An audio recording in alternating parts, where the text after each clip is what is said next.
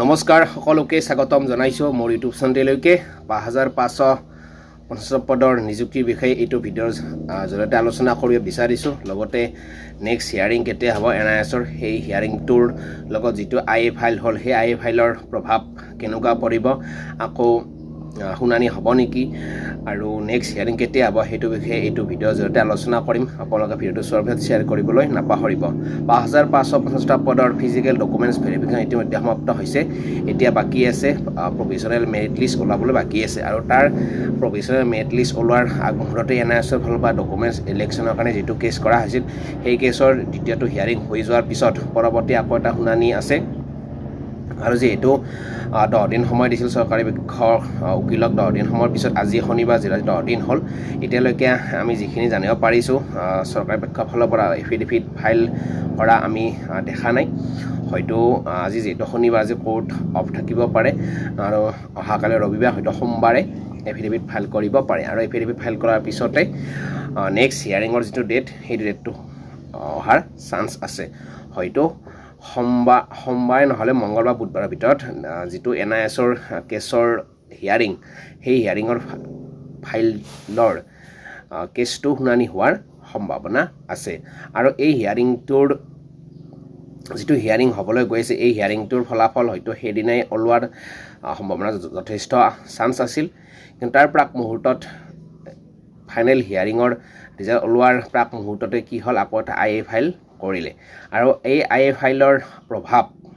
5550 পদত তথা এনআইএছৰ প্ৰাৰ্থীসকলৰ ওপৰত কেনেকুৱা ধৰণৰ প্ৰভাৱ পৰে বা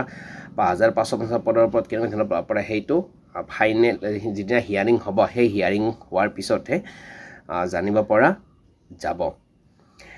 এতিয়া কথাটো হ'ল আইএ ফাইলটো কৰাৰ লগে লগে হয়তো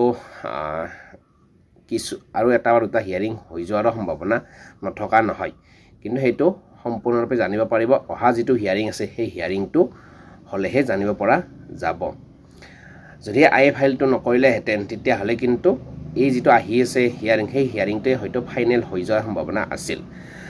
এতিয়া পৰৱৰ্তী প্ৰভাৱ এই আইএ ফাইলৰ প্ৰভাৱ কেনেকুৱা হয় বা কেনেকুৱাকৈ পৰে সেই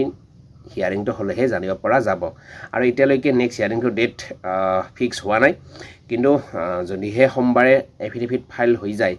তেতিয়াহ'লে হয়তো সোমবাৰে নহ'লেও মঙ্গলবাৰ বুধবাৰৰ ভিতৰত নেক্সট হিয়াৰিংটো হৈ যোৱাৰ সম্ভাৱনা যথেষ্ট আছে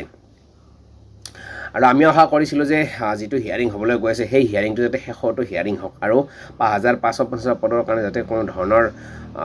পলম নহয় সেইটো বিচাৰিছিলোঁ কিন্তু আই ফাইলটো এতিয়া কেনেকুৱা ধৰণৰ প্ৰভাৱ পৰে সেইটো হিয়াৰিং হ'লেহে জানিব পৰা যাব গতিকে 5550 পদৰ কাৰণে যিহেতু সকলো প্ৰাৰ্থী অপেক্ষা কৰি আছে যে ফাৰ্ষ্ট প্ৰভিজনেল মেৰিট লিষ্ট কেতিয়া ওলাব সেইটো এতিয়া সঠিককৈ কোনেও ক'ব পৰা হোৱা নাই কাৰণ হিয়াৰিঙৰ ফাইনেল যিহেতু যেতিয়ালৈকে নোলায় তেতিয়ালৈকে হয়তো সেইটো অসুবিধা হ'ব গতিকে আশাবাদী যিটো হিয়াৰিং আহি আছে সেই হিয়াৰিংটোৱে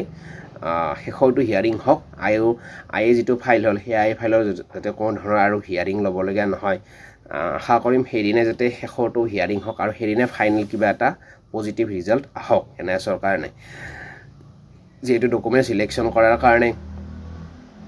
প্ৰাৰ্থীসকলে ন্যায়ালয়ৰ দ্বাৰস্থ হৈছিল আৰু পৰৱৰ্তী দুটা হিয়াৰিং হৈ যোৱাৰ পিছত আকৌ চৰকাৰী পক্ষৰ ফালৰ পৰা যিহেতু 10 দিন সময় বিচাৰিছিল আজি শনিবাৰ আৰু আজি 10 দিন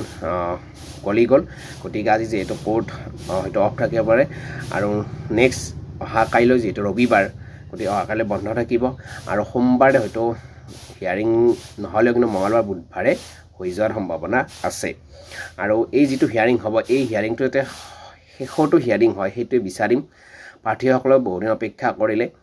আৰু যাতে অপেক্ষা কৰিবলগীয়া নহয় 10 অক্টোবৰ যাতে 5500 নিযুক্তিটো সুকলমে হৈ যায় আৰু সেইটো বিচাৰিছোঁ গতিকে 5550 পদৰ কাৰণে মেৰিট লিষ্ট হয়তো যদিহে এই যিটো আহি থকা হিয়াৰিং এই হিয়াৰিংটো সম্পূৰ্ণ হৈ যোৱাৰ পিছতে আগষ্ট মাহতে প্ৰকাশ পোৱাৰ সম্ভাৱনা আছে আৰু যদি হিয়াৰিং পৰে হয়তো তেতিয়া হয়তো আকৌ পলম হোৱাৰ সম্ভাৱনা থাকিব পাৰে গতিকে যিটো হিয়াৰিং হ'ব সেইটো শেষৰটো হিয়াৰিং আৰু সকলোৱে সহযোগিতা কৰক